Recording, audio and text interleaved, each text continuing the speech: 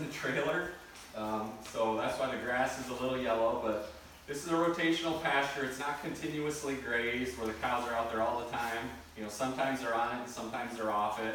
That gives the grass a rest period or a recovery period,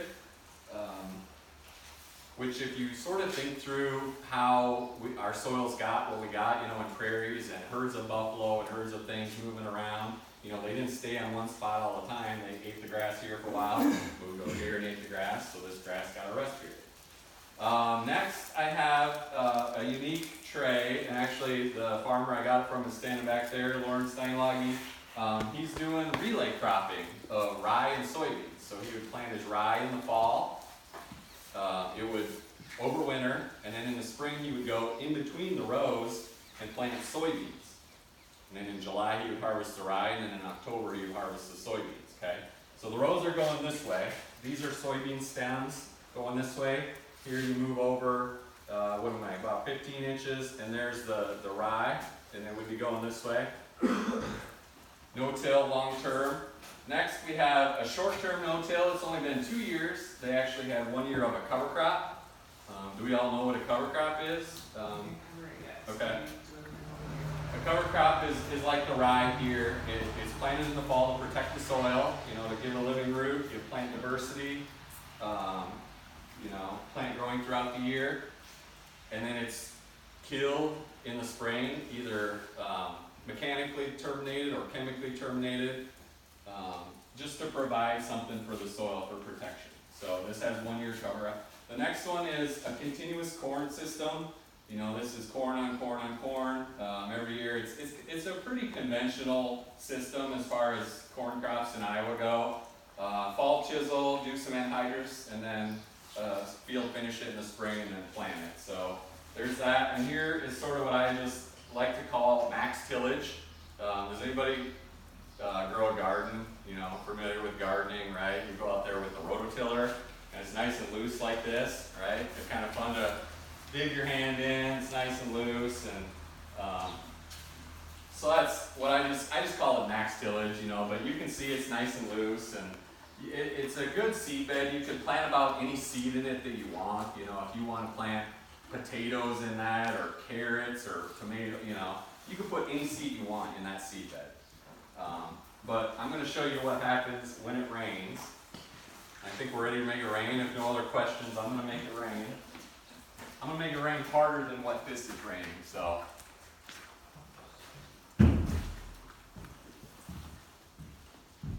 Lauren, how many farmers are doing the relay system that you know of around here?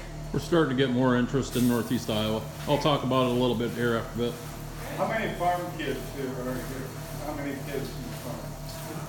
Where are you guys from? Just shout it out. What part of the state or Midwest or where are you guys from?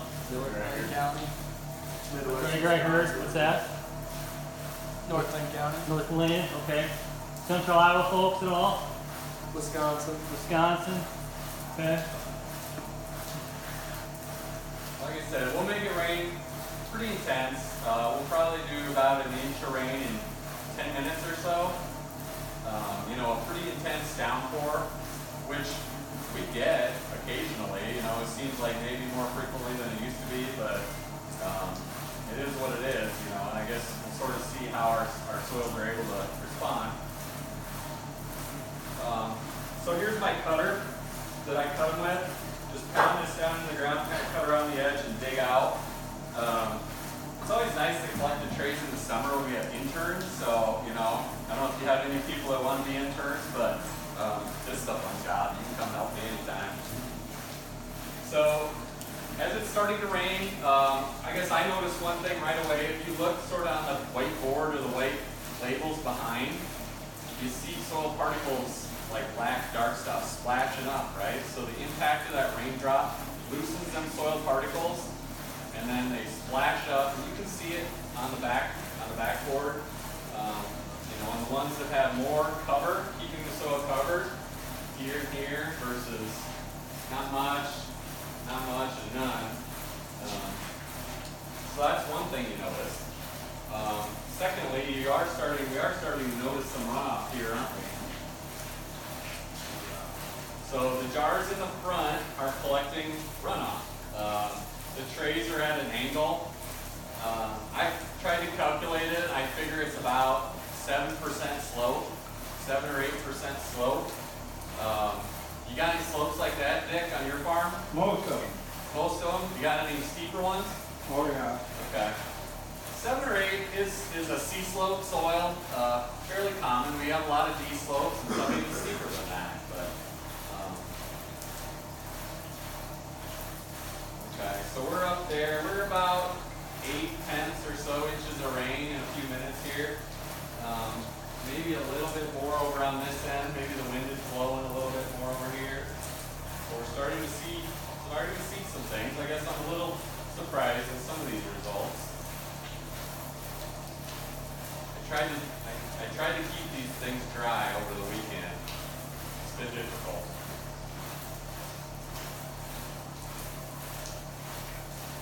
But as some of you can maybe see, there's some jars behind collecting infiltration. Oh, this one's overshooting. That's why. All the soil's running out on the ground. Okay. We're about 1 inch of rain. I think I'm going to shut it off.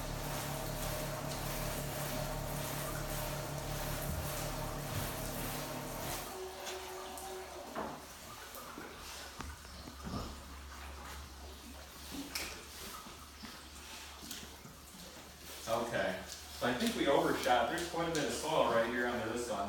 I think I overshot a little bit there. That's all right.